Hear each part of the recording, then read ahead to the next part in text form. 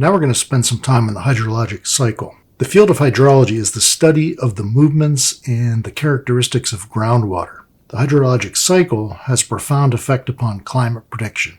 It complicates our climate models, but at the same time, it provides much more accuracy. Once we get it right, once we figure those complications out mathematically and incorporate them into the models appropriately, we get a much more robust model. Water is vital to life.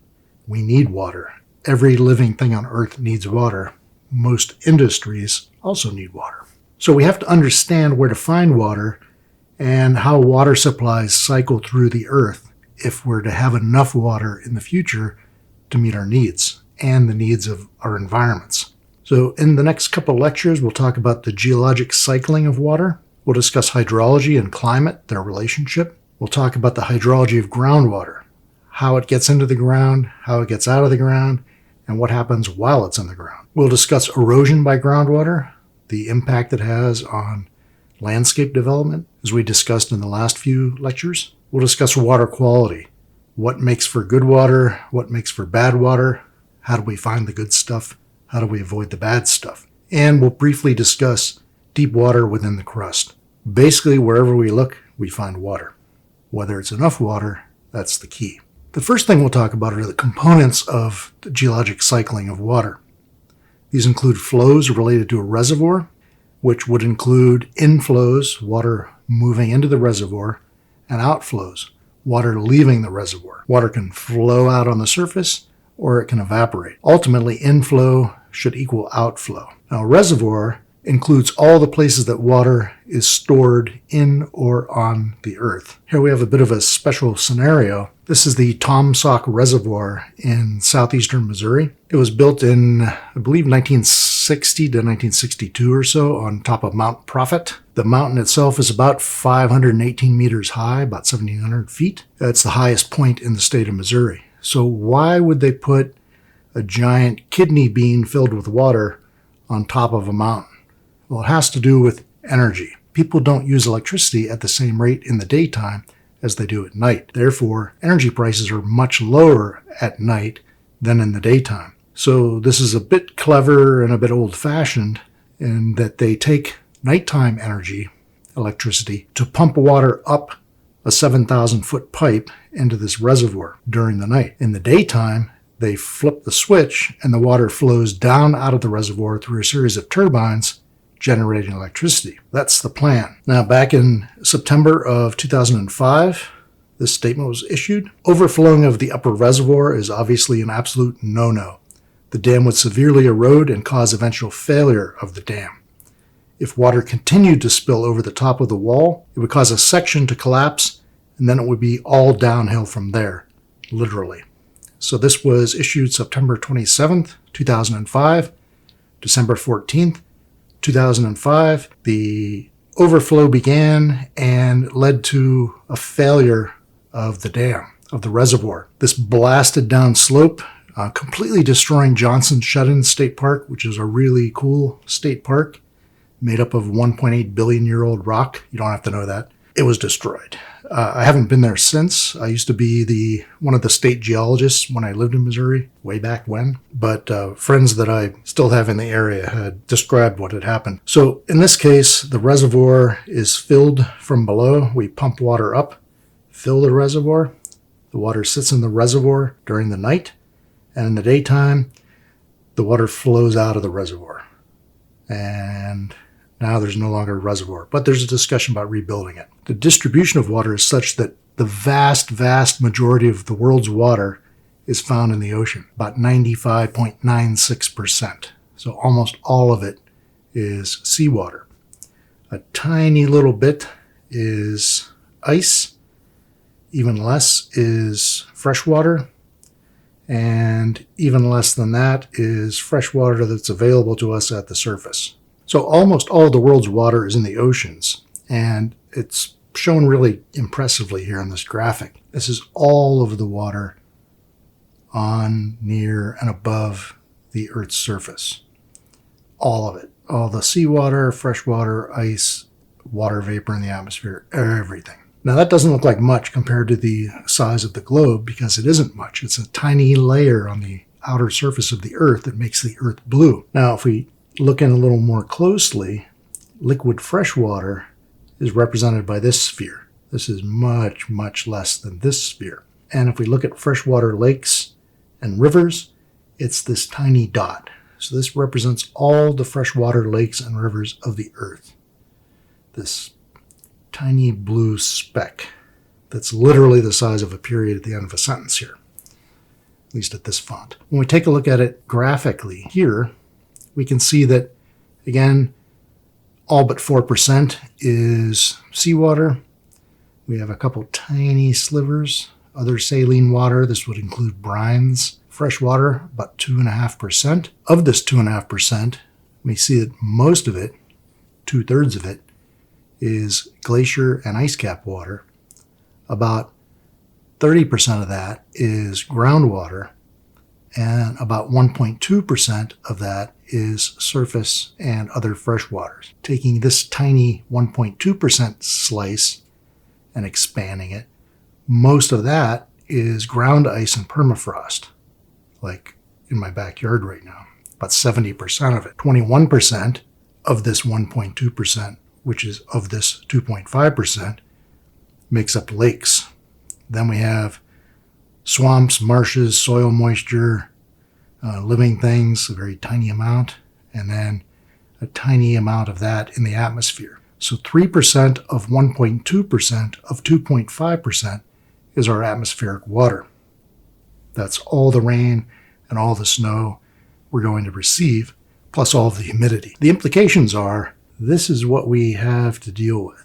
This is our useful fresh water that's easy to get to, right there. The entire world is dependent on that tiny blue dot. And this brings us to the geologic cycling of water, figuring out where it is, where it's going, where it's been, how long it's going to be at any location. So starting with precipitation, this is different than mineral precipitation. This implies water falling out of the sky, meteoric precipitation. Rain, snow, sleet, and hail. Sublimation as well, like hoarfrost. Infiltration and runoff. When it rains, some of that water falls on the surface of the land and gets absorbed, just like a sponge would absorb water that's poured on top of it.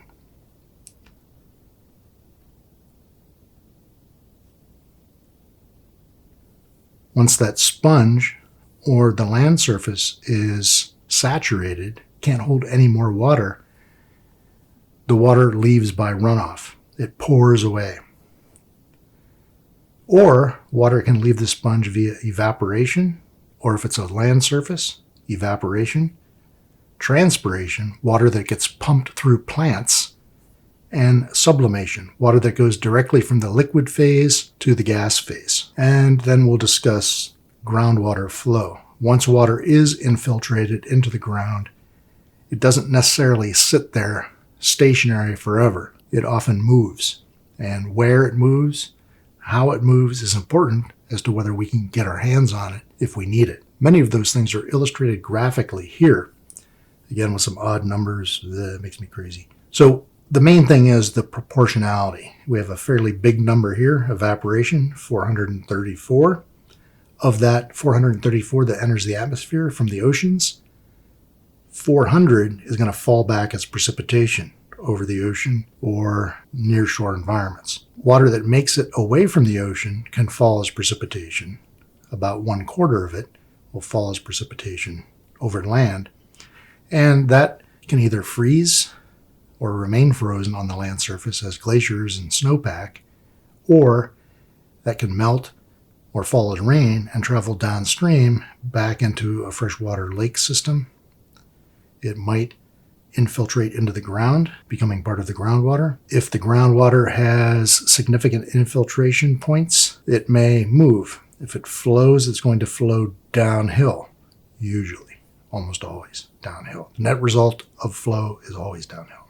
Other water that doesn't enter one of these systems can evaporate back into the atmosphere directly from the land surface, or it can be pumped into the atmosphere by plants. Plants use water as kind of a pump, an internal pump, to move nutrients up from the roots and down from the leaves. depending on the season, time of day, water presence or absence, etc. The net result is this pump is going to pump water from the ground into the atmosphere. Plants play an important role in getting water into the atmosphere. Any other water that doesn't evaporate or move as groundwater is going to be surface runoff. That's significant, but compared to the overall budget, barely so. So some key climatic factors include relative humidity, whether water is subject to evaporation and possibly transpiration. Almost always plants will transpire even if the humidity is at 100%. The amount of rainfall, the seasonality of the rainfall, the timing during the day of rainfall, those things are important. And the landscape is going to be important. What's the shape of the catchment? Is it a big bowl? Is it a steep slope? Is it bare rock? Is it sediment-covered rock? Is it soil, forest-covered? All those things are important. So as an example here, this is Foz do Iguaçu, which is this is Brazil. Matt, former student and colleague of mine. Over here, this is Argentina. And if we were to go over here a bit more, a couple kilometers, you'd hit Paraguay. So we have Brazil, Argentina, Paraguay coming here with a huge river running through the middle. Foz do Iguaçu means the falls of the great water. Key tectonic factors include the ocean-land relationship. How is the land oriented relative to the ocean in terms of which way the wind's blowing, the topography of the land, the latitude of the land, etc. Those are things that are going to determine how hydrology and the land surface interact as a function of tectonics. Mountains also produce rain shadows. These produce a very steep precipitation gradient in some locations. You could drive from a rainforest to a desert in, I think the shortest distance I've ever seen that would be maybe a couple kilometers. And that was in Venezuela and in the U.S. Virgin Islands. Or you could go to Oregon, Washington, and drive from the coastal rainforest of Washington to desert in the interior in just a half hour to an hour or so. In Oregon, a little bit faster. Drive down off the east slope of a volcano and you're in the Oregon desert. Some crazy stuff going on there. What this looks like graphically is here, we'll say this is the Eastern Pacific off the coast of, say, British Columbia. We have prevailing winds traveling over the Pacific, picking up moisture to about saturation, nearly 100% saturation. When this moist air at 100% saturation hits mountains, it gets forced up over those mountains. As this air goes up, it expands adiabatically and cools off. As the air parcel cools off, it goes from saturation into supersaturation. And at that point, it generally condenses and rain or snow will be the result, falling out on the westward slope. So the result of this is we're going to have a rainy, wet, windward slope. In this case, it's the westward slope. So we're squeegeeing all the moisture out here. We're taking this sponge, sucking up seawater, we're lifting that sponge, and we're crunching down on it, squeezing that moisture out. As a result, this now dry sponge travels over the mountain to the leeward side where it's dry. As this air descends, it compresses and heats up and further dries that sponge out. Once you reach the other side of this mountain range, the air is dry, the air is warm, humidity is low, there's no reason for precipitation to fall here. Therefore, we have a rain shadow. Runoff to precipitation relationship is going to be more direct, therefore stronger in local areas.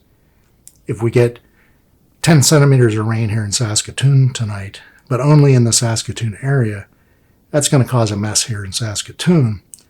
But in Calgary, they'll say, well, at least it's not in Calgary. If it's a regional change in climate, if it gets regionally cold, or regionally wet, then farmlands get soaked, saturated, and once the fields are flooded, they can't take any more water in. Runoff increases. That increases erosion. That increases the silt load in rivers like the South Saskatchewan. And that ultimately influences that river all the way to its terminus, where it dumps into Hudson Bay. The direct relationship between runoff and precipitation isn't going to be as strong over large regions because we're encompassing multiple provinces. It may be wetter, drier, hotter, colder in one, but not all of them at the same time. So here is a plot of the hydrology and climate, precipitation and runoff for the United States. And you can see here along the west coast, significant precipitation because of that rain shadow effect we just discussed. Lots of rain here on the windward side of the mountains, whether they're the Cascades or the Sierra Nevadas down here. That moisture gets squeegeed off and flows back into the Pacific. Here in the east, it's also fairly wet, fairly humid. That's because moisture is coming up from the Gulf of Mexico and off of the Atlantic. So as long as it gets pumped from the Gulf of Mexico and the Atlantic, it's going to be relatively wet here. In fact, most of the water that we get here in Saskatchewan comes from here as well. It works its way all the way across the U.S. to drop out up here and ruin your weekend. So this is average annual precipitation. The average annual runoff is going to be somewhat different looking. Here we see much runoff, again, the Pacific coast. This water didn't travel very far inland, so it doesn't have much room to evaporate and transpire on its way back. Here in the east, there's plenty of water. It's widely distributed, and therefore there's abundant chance for it to evaporate and transpire before it enters one of the river systems. The Ohio River system here, Mississippi here, Missouri here, and the Arkansas River here are the four main tributaries that dump this runoff into the Gulf of Mexico ultimately. And that's what's forming this bird's foot delta down here. Now here we have a closer view of the Mississippi River drainage system. So the Mississippi starts up here in Minnesota. You can actually walk across the Mississippi here pretty easily. You can walk across it down here if you could hold your breath for a couple days. But you can walk across the river here. That is the main trunk of the river system. The Ohio River, which comes together right here at Pittsburgh, the Monongahela and Allegheny, you don't have to memorize those, come together right at Pittsburgh to form Three Rivers Point, which is where the stadium is. Three Rivers Stadium is called Three Rivers Stadium because it's the point where the Monongahela, the Allegheny, and the Ohio all come together. Out here, the Missouri River, famous for Lewis and Clark's expedition from St. Louis to the Pacific coast in the early 1800s. The first animals they sent back as curiosities were prairie dogs and magpies, believe it or not. Because nobody in Washington had ever seen a prairie dog or a magpie before. So this is the drainage system for the Mississippi. If water falls here, that water is going to drain into the Atlantic or the Gulf through another river system, maybe the French Broad River down here in North Carolina. Up here, any water that falls to the north of this line is going to end up in the Great Lakes system, which is going to flow out past Montreal into the Atlantic by Labrador. I grew up right here, right there on the watershed boundary. And as a kid, I always wondered what that sign meant. That's the watershed. Like all the water from here on out goes to the Mississippi. I thought, well, where does the rest of it go? Because the Mahoning River goes this way, the Ohio River goes this way. Well, what else is there? Oh, the Ashtabula River, the Cuyahoga River, going to Lake Erie. And the Cuyahoga River, this is an oddity you don't have to know for an exam, but it's the only river that's caught on fire twice in the United States. Check it out. Okay, the big rivers of the world. The Amazon, the water flow in meters per second, cubic meters per second is here. 175,000 cubic meters per second of flow. It's 10 times larger than the biggest river in North America, the Mississippi, which is a big river. And you can see the rivers that come out of the Himalayas are the next three river draining Central Africa, the Congo, the next one, and La Plata in South America, which drains off into the Atlantic Ocean to the east.